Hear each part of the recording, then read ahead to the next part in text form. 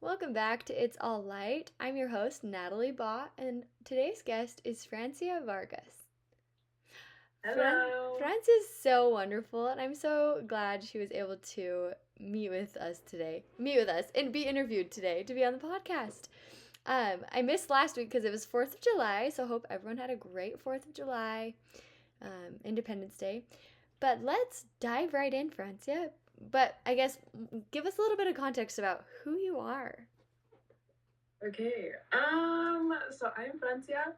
I live in Utah now. Obviously, I think that's everybody knows where you're located, but I'm from Texas originally, and I love Texas with all my heart.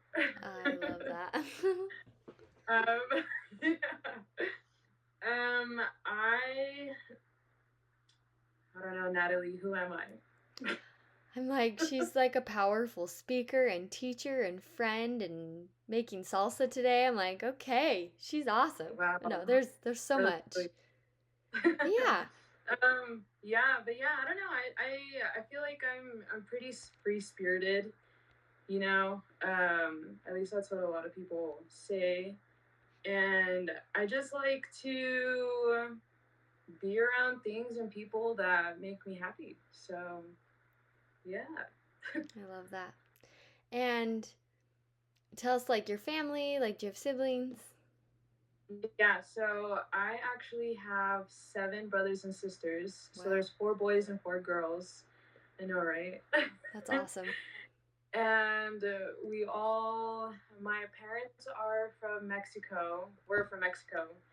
And it's actually really cool. My parents just got their citizenship not too long ago. It's been a couple years, but, That's pretty awesome. recent nonetheless. Yeah. And so it's been awesome, especially in the recent years, because we've all kind of are growing up and we're getting older and establishing ourselves here, and Yeah, it's just really cool to take advantage of the freedom that we have here in the U.S. And that so is cool. yeah, I no, love it's that. awesome. But yeah, we love to eat. We love to eat. That's one of our kind of one of the ways that we spend quality time together. It's like our love language. That's amazing. Yeah. I love it so much. So yeah, it's awesome. We've been traveling a lot too lately, going to Mexico City in Oh, September cool. for Independence Day. Oh, that's Yeah. awesome. Yeah, I'm super excited. So if anybody wants to go to Mexico City for Independence Day, let me know. That Because could be amazing. yeah. That's so cool. So you have Yeah, both heritages in your heart because you were born here, right? I Or in was, Texas? yeah. Cool. Yeah, I love Texas. I love my family so much. I have a really good relationship with my parents, and um yeah, my siblings are super funny too. So, always laughing, always a good time. That's awesome. Um, but yeah, now yeah, anywhere where I feel like I have a family, even if you're not like my actual family, I like spending time with you. You know what Yeah, I mean? totally. Yeah, you're Yeah. really good at that. You're really, I feel like friendly is like not the right word because you are friendly, but like you go deeper. Like you loop people in as family and it's really cool. So, you've hinted a little bit about what you light up about, but like when someone asks you that, when I asked you that question, what do you light up about? What's the first thing that comes to your mind? So just 2 things really. I really love the stars. And I'm not Mm. into like Astrology. um Yeah. yeah, astrology, like, oh, what's your sign, like that kind of thing. Which is cool. No hate on anybody who does. But like, so me being and growing up from West Texas, you from my house you can see the Milky Way Oh, at that's night. cool. And so when I'm talking about stars, I'm talking about the stars. You know what I Hmm. mean? And I love being out there and just, I don't know, anywhere I go, because I travel. I don't really travel. I would like to travel, but like I move to a lot of different places. But everywhere I go, I'm like, as long as I can see the stars, I know I'm safe, you know? So I love that. But another thing that's I like and I think is really interesting in my life is, and you kind of know about this a little bit already, but I actually was able to defy medical odds, which sounds really crazy. Yeah. No, it is an um, incredible story. I'm excited to share it. yeah, so I was diagnosed with an incurable disease called ulcerative colitis in 2019. And if you don't know what that is, I mean, y'all can look it up. It's pretty extensive, it's pretty crazy, but basically, you know, I it was really hard because you're just fatigued all the time. It's pain all over your body 24/7. And then on top of that, you have a lot of internal bleeding. Oh. And so, yeah, the year of 2020, I was hospitalized almost every month of that year. And that was during COVID too, so I bet times were Yeah. even just more crazy. I didn't know it was that recent. Like when you've talked about it, I thought it was like years ago, but like that's not that long ago. Yeah, no, honestly, I know. Wow. And it's funny too, because like I talk about it and I'll say stuff like, yeah, one time I was paralyzed from head to toe. Yeah, so you had pain and you like literally couldn't move. Yeah, and Wow, that's I'll crazy. just like, to me, I say it and it sounds like I'm saying it casually, but it's just because like this became such a normal part of my life. So Hmm. when I talk about it, I'm like, yeah, that happened. And I Yeah. kind of forget that that's not normal. You know Yeah, what I mean? It's totally. not normal, and like people when they hear things like that, they have to take it in, right? And so, but yeah, it was crazy. I was in the hospital paralyzed one time. Another time, just because I had a lot of infections in my stomach with all of the medications that I was taking. I was taking 13 pills a day, Hmm. every day. Dang. Yeah. And so my life was really dedicated and it kind of, what's it called? Like, it revolved around the times that I had to take the medication. Hmm. Um, and then, yeah, like another crazy thing is I was in the hospital in time because I lost over 50% of my blood supply. Oh my gosh. Yeah, so How are you losing blood? because like with ulcerative colitis, you there's basically just holes in your stomach and in your Oh. intestine. And so, yeah, like it's just, yeah. And you can look up, details and stuff like that later on, but yeah, it was tough. And I, That's so crazy. yeah, like medically, I'm not supposed to be alive. There was a lot of things that happened that anytime I would go to the hospital, the doctors would always tell me, you know, if you would have waited just a day or two to come in, we wouldn't have been able to help you. And so hearing Wow. things like that, it's, yeah, pretty intense. That is intense. When you were first diagnosed, what went through your head? Honestly, I was really mad. Hmm. I was really mad. More than I was scared, I would even say. And it's funny because I had just gotten home from my mission and, Where'd you serve? you know, I served in San Diego. Oh, cool. Actually, have you heard of the Mormon Battalion? Yeah, I've been to that Yeah. museum. That Yeah, is so I so served there. cool. Wow, that's amazing.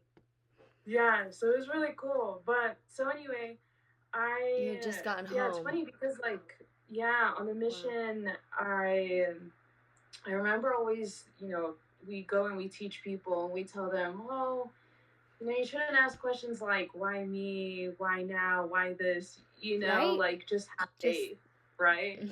And then right. here Yeah, here I was like, God, why me? Mm-hmm. I Man. said, why me for the longest time? And I remember even when I was first diagnosed, I actually got a blessing from our district president. And oh, where I'm from, we don't have stakes. It's a district. So instead of a stake president, we have a Mm-hmm. district president just because Nice. of how small it is. Yeah. Yeah.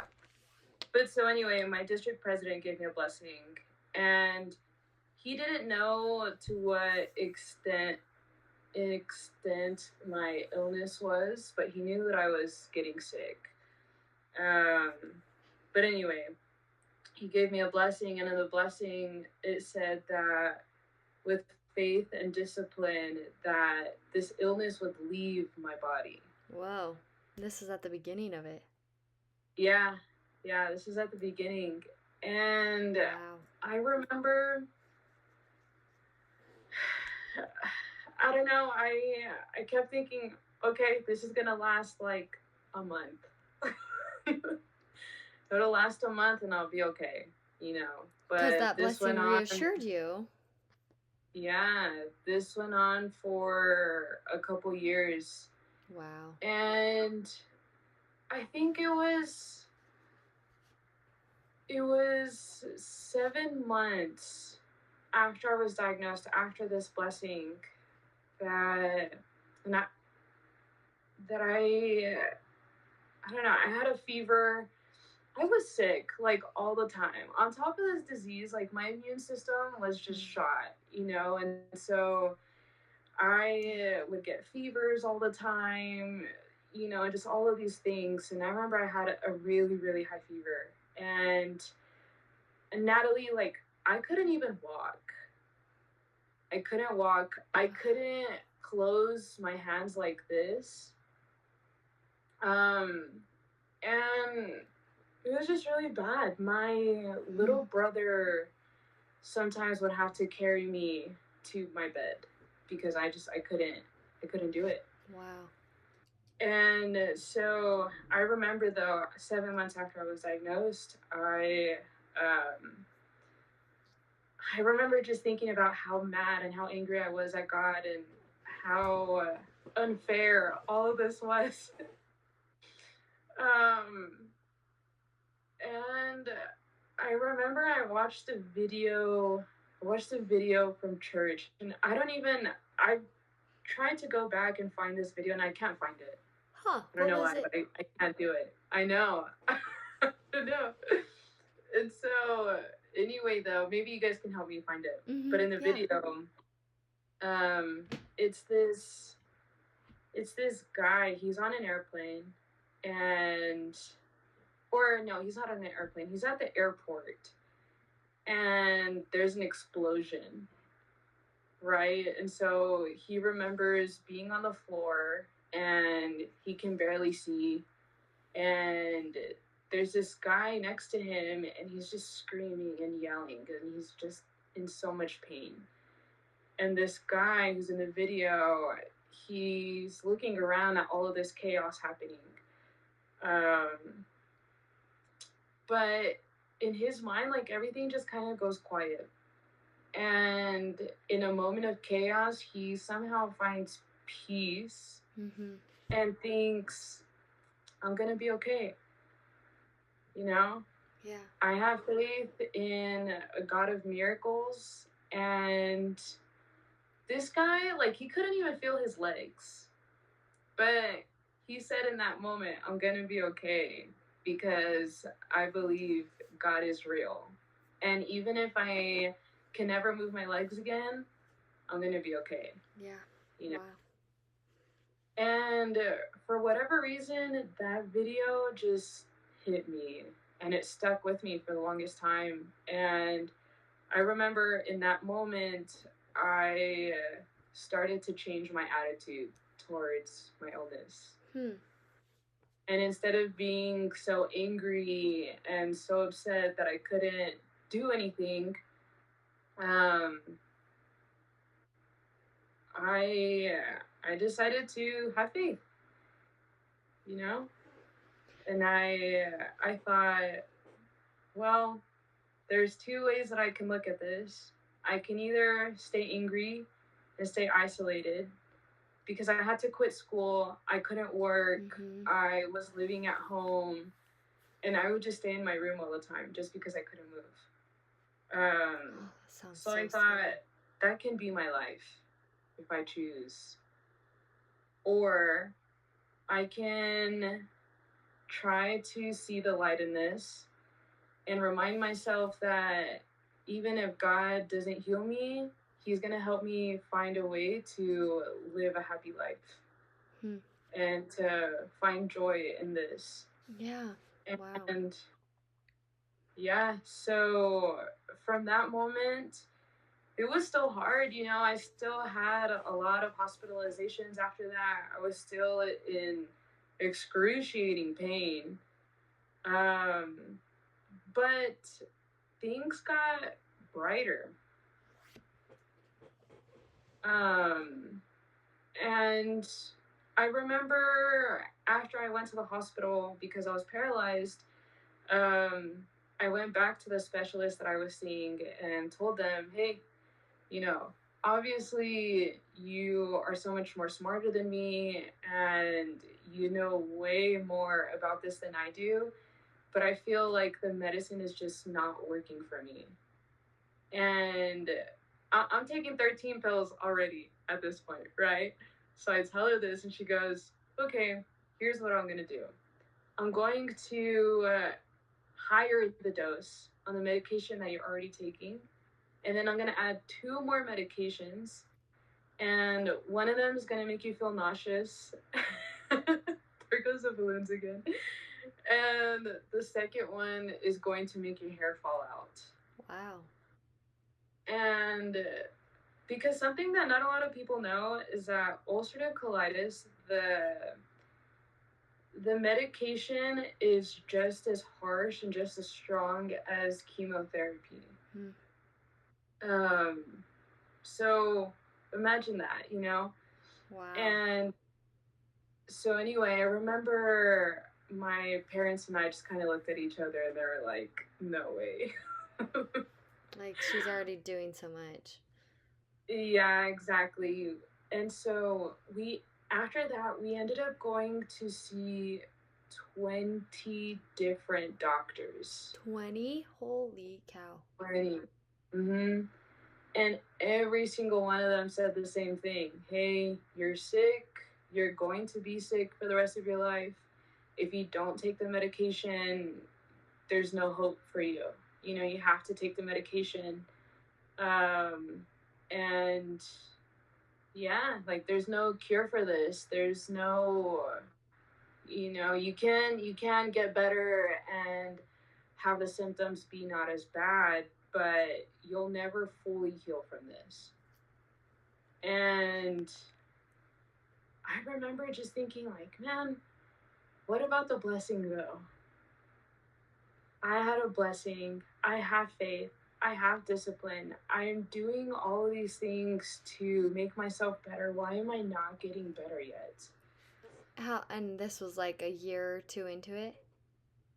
Yeah. So this was in 2021, I think. Um, yeah, because this all started 2019, like middle of 2019. Yeah. But even before that, I was actually sick on my mission, but we just didn't know what was happening. Oh, So I went through my whole mission, stressful. and I started getting sick 4 or 5 months into my mission, and then did the rest of the whole 18 months. Yeah. Came home, and then so I was just, it was crazy, and for whatever reason, I mean, it's a good thing I'm kind of stubborn. And so I kept Yeah. telling myself, no, I'm going to heal some way, one way or another. I was promised that I was going to heal, and it's going to happen. I love that. Stubbornness can be a great thing sometimes. Right? Like, I do. my dad tells me all the time, Francia, you know, you're great, you're awesome, you're amazing, but stay humble. And so, when people compliment me, I just tell them, hey, don't tell me that because it'll go to my head. um, well, when it comes to things like this, I feel, even more than just stubbornness, it had to do a lot with faith. Your And faith, a lot yeah. of times, yeah, like I questioned and I prayed to God and I said, hey, you know, you said that I was going to heal from this, you know, and so only because you said, I believe. So I'm going to do everything that I can to help with this. Yeah. Um, When you yeah, and go ahead. when you were telling the story at the beginning, you were like, I had to choose faith. Like you had your options of like, okay, I'm faced with this challenge, this crazy, debilitating disease. And you said you started to choose faith and things started to get better. What did choosing faith look like? Like besides a mental shift, like how else, and then you talking to God, like saying, okay, you promised this. How else did your faith take over? Yeah, I really like that question. I would say it was a lot of patience, having a ton of patience. And I'm still not the most patient person in the world. But it was a lot of patience. I started after, I think it was a month after that whole thing. Um, I started going on walks. And when I say walks, I mean I started taking a couple steps every single day. And at my house, there's a dirt road to get to my house, and it's about um, a mile. I think it's a mile long, yeah. And so I would take a couple steps and then go back to my house. And every day I would take one more step. Um, it was a lot of, I started writing in my journal. I started, I got a routine and started waking up at 6 a.m. to pray and to really take time to spend with Heavenly Father. I like that. Yeah, it was a lot of asking for help, which is something that I've never really been good at. And, just communicating with my parents and relying on their faith. Sometimes I've learned that it's good to rely on others' faith for a little bit whenever your faith isn't so strong. Totally. And so, yeah, it was just a little bit of that every single day until I remember one day too, I was on my walk and I made it all the way to the end of the mile. And I remember just being so happy because I knew I was getting better. Yeah. And wow. I remember saying a prayer and telling Heavenly Father, I know I'm not completely healed, but this is a huge step for me, and this is more than I could ever have imagined being able to do. So, wow, yeah, just super grateful. I feel like no matter what trials we have, there usually is a small thing God can show us, or we choose to act in faith and we get a little bit of light, and then it's like, okay, I can keep going. I can keep trusting even though it's going to continue to get harder, or it doesn't mean it's just going to go away in a day, right? Like you said, this has taken so much time. Your faith is strong. That's awesome. I love hearing this story. So, Thanks. continuing down the line, did it just progressively get better? So, yes and no. Hmm. Your stomach is very. First of all, your stomach is one of the things, at least that I've heard, that takes the longest to heal. I've heard that too. And Yeah. on, yeah, like on top of me having ulcers and all these other things, there was a lot of side effects, a lot with the medications that I was taking too. Yeah, like you said. And yeah, so even if one thing was getting better, I was getting side effects from another thing, and then just going back and forth. Um, Did you end but up taking those two other medications that doctor recommended? so not at that moment. Um, and yeah, okay. So something important, I think, in this while we're talking about this is that I tried everything. I did all of the things that the doctors recommended. I tried all sorts of medications that they gave me. I went to different locations, different doctors. I went to doctors in California, Wow. in Texas, um, even we have family who are doctors in Mexico, so they knew like which facilities to go to. I was going over there. Um, like I didn't just try one medication and decided, oh, this is it.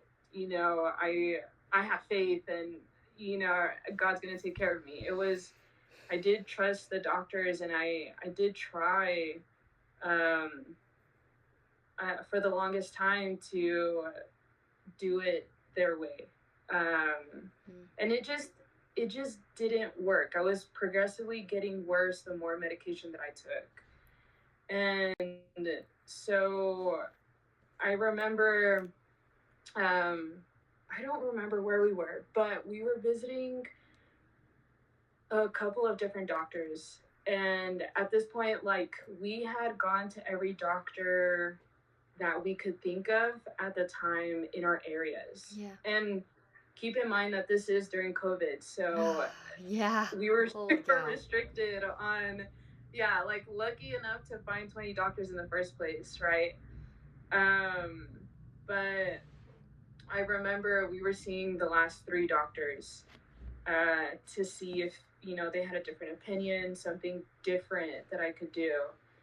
And I remember the very last doctor that we saw. We had so much hope. We prayed. We fasted. Um, we said, this doctor, he's gonna be the one. He's gonna help us. Um, and I remember going into the office and we were so excited. Hmm. We were so excited, and in the end, he ended up telling us the same thing everyone else did. Hmm. He said, Francia, I can do all of these things for you, but you have to remember that you will never heal from this. Holy cow. Like, this is your reality. That's And um yeah. crazy. Like I with your remember yeah, go my ahead. yeah, my parents and we sat down afterwards, and um that was the last doctor we were gonna try. So we said, I remember my dad sat me down and he told me, he said, Francia, that was the last doctor that we can think of right now. And I don't think that there's anything else we can do right now. Um, and I remember he just apologized to me and he said, I'm so sorry. Hmm. Um, and I was devastated. I was so devastated. But on that same trip, we were on our way home. Um, but on our way home, we were already driving. All of our stuff was packed, everything. Um, I remember seeing this dress in this window of a boutique. Hmm. Super random. And I hadn't dressed up in forever just because I just didn't have the energy to do anything. Right. Um, so I remember not even having any kind of interest in clothes or dressing up, but I saw this dress, and I actually have a picture of it, but I saw this dress and I told my parents to stop the car immediately, which was, yeah, super out of character for me. So we ended up stopping and going inside, and I tried the dress on. And the owner of the boutique, she helped me put the dress on, and we started talking, and I was telling her why I was there, and she ended up telling me that she went through the exact same thing. No way. Yeah. And that she found a doctor who helped her um, basically heal from this illness. Wow. And so I went, obviously, immediately we go to this doctor, Mm-hmm. and I remember we went into his office, and he said, "First of all, Francia, why are you taking all of this medication?" And basically, slowly, we stopped taking the medication altogether. And once I stopped taking the medication, I started feeling better. I stopped getting headaches. I was getting more energy. I didn't have any stomach aches anymore. I wasn't bleeding anymore. Um, and he didn't even do anything special. I don't feel like he just told me, "Let's stop taking the medication. You're gonna be okay, and Wow. let's work on your diet a little bit." So That's crazy. yeah, without medication, this disease, at least it's very popularly known. Is that the right word? Mm-hmm. Um, that you cannot get better without medication. Um, but somehow, well, not somehow, but I believe that by the grace of God, through faith, through discipline, that I have been able to be better, feel better. And I don't know why Heavenly Father chose me to heal, because I know that there's thousands of other people that have the exact same disease, that do the exact same things that I've done, but they're still sick, you know? And so that's something that I think about often. Mm-hmm. Wow. It's really, yeah, it's really interesting, but it's a miracle, and That at is. the end of the day. It is a miracle. You made a comment once. So me and Francia go to the same church, and she made a comment once about how yes, God healed you and you had faith, and then the aftermath. Like people don't think about the aftermath. Like you're still a human, and I'm sure there's repercussions and things, but like you were just saying, like your faith has to keep going even though God healed you. And I just thought that was so profound. Like that for me was a takeaway of hearing your story. But what has been a recent takeaway you've been thinking about just with this experience? A recent takeaway. Um, so remember whenever I told you that this doctor was like, "Francia, you're sick, and this Mm-hmm. is your reality," Yeah. right? So recently I've been thinking, that's not true. You know, I have hope, and that's my reality. Hmm. I I like have that. faith, and I have discipline. Those three things are like always going to be something that are a big part of my life. And when I say discipline, I don't mean that I'm like on a super strict routine all the time, Yeah. you know. Like what you eat Um and exercise and like to take care of your body. Is that what you mean? yeah, Yeah. yeah, exactly. And so Hmm. people talk about all the time moderation in all things. So moderation in all things. Um, but yeah, I'm just grateful. you know, I'm grateful. I'm still figuring it out. Just because I am so much better physically doesn't mean that I don't struggle with other things like everybody else does. Yeah. I I still have to decide every single day, am I going to keep having faith, or am I just going to let go, you know? I love that. And yeah, so I'm writing a that lot down. a lot of good things, a lot of good things. And to wrap up today's episode, what is something you're putting your energy into right now in your life?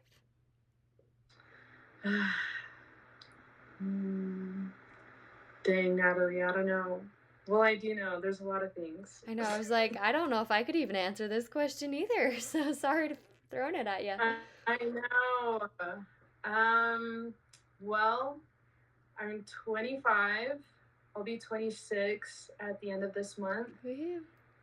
And, um, oh, I know. So I used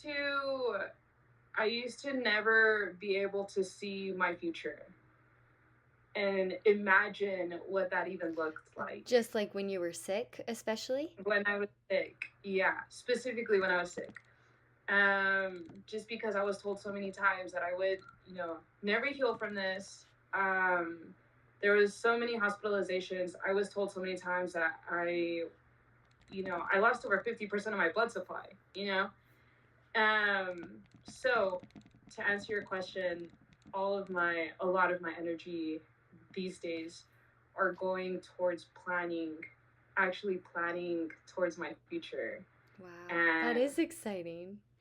yeah, so I'm super excited to actually be excited about that. And yeah, just looking forward. There's so much I haven't explored or done yet. So that is your yeah. faith talking. Like, just hopefully people look this episode up on YouTube just to see the faith, like faith and light and faith in Christ, like is radiating from you. Like when you talk about this, like I just think how blessed I am. Like my cousins have had certain medical problems too, and like watching them go through that, and I'm like, I'm so grateful for my health. Hearing your story too, it's like I can't imagine being sick on top of all my other little issues I have, and like you've grown your faith so much that you are just like stubborn in faith. I kind of love that. It's like, no, like my faith is here in God and Christ. Like I'm not going to waver. Like I thought it's just so beautiful to hear your experience. I love that. I also love if you have a quote that you love. I love to share just favorite quotes. I'm a big quote fan. So if you have one off the top of your head, sorry, I kind of sprung this on Francia last minute. So I apologize for all my little last minute questions here. Dang, there's so many good quotes. Right? And I have them all saved in the back of my mind. Nice.